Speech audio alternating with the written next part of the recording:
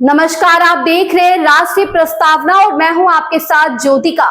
आइए रुक करते हैं फटाफट खबरों की ओर। राष्ट्रीय जनतांत्रिक गठबंधन के उपराष्ट्रपति पद के उम्मीदवार सीपी राधाकृष्णन के नामांकन के बाद प्रधानमंत्री नरेंद्र मोदी ने बुधवार को विश्वास व्यक्त किया कि वह एक उत्कृष्ट उपराष्ट्रपति साबित होंगे। उन्होंने कहा कि मंत्रियों, पार्टी सहयोगियों और एनडीए नेताओं के साथ मैं फिर सीपी राधाकृष्णन के साथ भारत के उपराष्ट्रपति पद के लिए नामांकन दाखिल करने गया।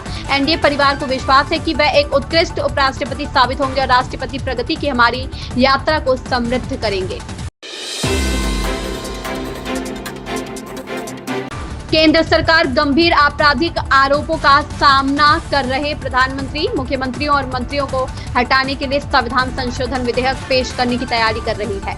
इसी बीच एआईएमआईएम प्रमुख असदुद्दीन ओवैसी ने बुधवार को इस कदम को असंवैधानिक करार दिया और भाजपा सरकार प्रदेश को पुलिस राज में बदलने का आरोप लगाया।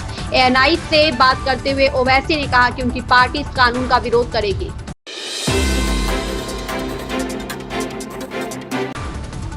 बिहार में विशेष गहन पुनरीक्षण अभ्यास पर चर्चा की मांग को लेकर विपक्षी सांसदों के विरोध प्रदर्शन के बाद बुधवार को संसद के दोनों सदनों की कार्यवाही लंबे समय तक स्थगित रही।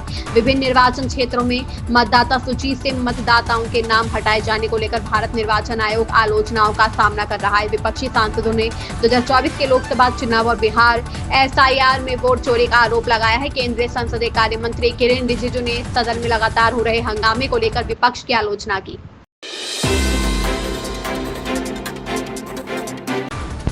चुनावी राज्य बिहार में अपनी मतदाता अधिकार यात्रा को मिली सकारात्मक प्रतिक्रिया की सराहना करते हुए कांग्रेस सांसद और लोकसभा में विपक्ष के नेता राहुल गांधी ने बुधवार को विश्वास व्यक्त किया कि पूरा देश चुनावी चोरी का भी विरोध करेगा। संसद परिसर में पत्रकारों से बात करते हुए कांग्रेस नेता ने कहा कि प्रतिक्रिया बहुत अच्छी है। बिहार में अब हर कोई वोट चोरी कह रहा है, यह वास्तविकता है। चुनावी चोरी की कोशिश की जा रही है। बिहार विरोध कर रहा है, पूरा देश विरोध करेगा। केंद्रीय गृह मंत्री अमित शाह ने बुधवार को लोकसभा में विवादास्पद विधेयक पेश किया, जिसमें प्रस्ताव है कि यदि किसी मौजूदा मंत्री, मुख्यमंत्री या यहां तक कि प्रधानमंत्री को 5 साल या उससे अधिक की जेल की सजा वाले अपराध के लिए लगातार 30 दिनों तक गिरफ्तार या हिरासत में रखा जाता है तो उन्हें 1 महीने के भीतर अपना पद गंवाना पड़ सकता है। अमित शाह ने लोकसभा में संविधान 130वां संशोधन विधेयक 2025, केंद्र शासित प्रदेश सरकार विधेयक 2025, जम्मू और कश्मीर पुनर्गठन विधेयक 2025 पेश किया। हालांकि इस दौरान विपक्ष का जोरदार हंगामा जारी रहा। विपक्ष ने इस बिल को जमकर विरोध किया।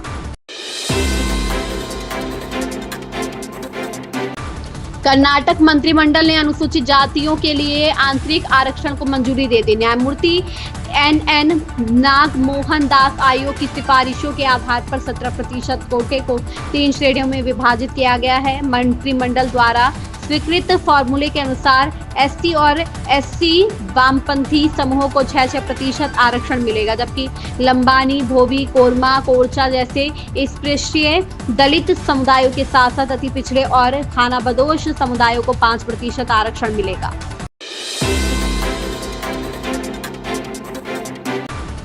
बुधवार को एक जन सुनवाई के दौरान दिल्ली की मुख्यमंत्री रेखा गुप्ता पर हमला करने वाले व्यक्ति की पहचान गुजरात के राजकोट निवासी 43 वर्षीय राजेश खिमजी के रूप में हुई है। उनके परिवार का दावा है कि वह कुत्तों से बहुत प्यार करते हैं और सुप्रीम कोर्ट के उस हालिया आदेश से परेशान थे जिसमें दिल्ली एनसीआर में आवारा कुत्तों को पकड़कर आश्रय स्थलों में भेजने का निर्देश दिया गया था।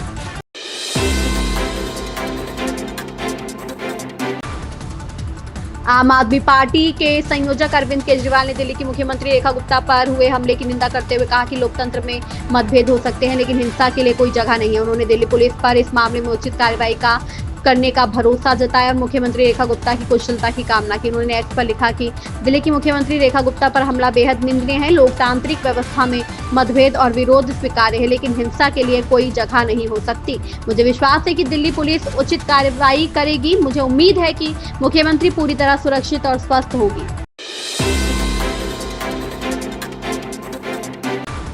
बिहार सरकार बहाली का जल्द मौका आने वाला है। युवाओं के लिए अब सरकारी नौकरी का दरवाजा पहले से कहीं ज्यादा तेजी से खुल रहा है। राज्य सरकार ने 50 लाख युवाओं को रोजगार और नौकरी देने का लक्ष्य पूरा करने के बाद अब 1 करोड़ का नया लक्ष्य तय किया है। इस अभियान में सबसे अहम भूमिका निभा रहा है बिहार कर्मचारी चयन आयोग। इस साल आयोग की ओर से 12,543 पदों पर बहाली की प्रक्रिया पूरी की जा रही है। अगस्त में क्षेत्र सहायक के 201 पदों के लिए लिखित परीक्षा हो चुकी है। इसके साथ ही द्वितीय इंटर स्तरीय संयुक्त प्रतियोगिता परीक्षा के तहत 12,199 पदों पर और प्रयोगशाला सहायक के 143 पदों पर नियुक्ति की तैयारी है।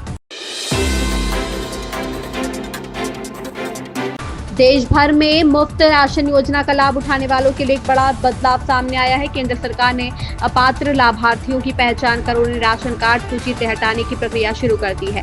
खाद्य और सार्वजनिक वितरण विभाग ने पहली बार विभिन्न सरकारी डेटाबेस को मिलाकर एक ऐसी सूची तैयार की है जिसमें उन लोगों को शामिल किया गया है जो राष्ट्रीय खाद्य सुरक्षा अधिनियम के अंतर्गत मिलने वाले मुफ्त अनाज के हकदार नहीं है। इन खबरों में बस इतना ही। बने रहिए राष्ट्रीय प्रस्तावना के साथ।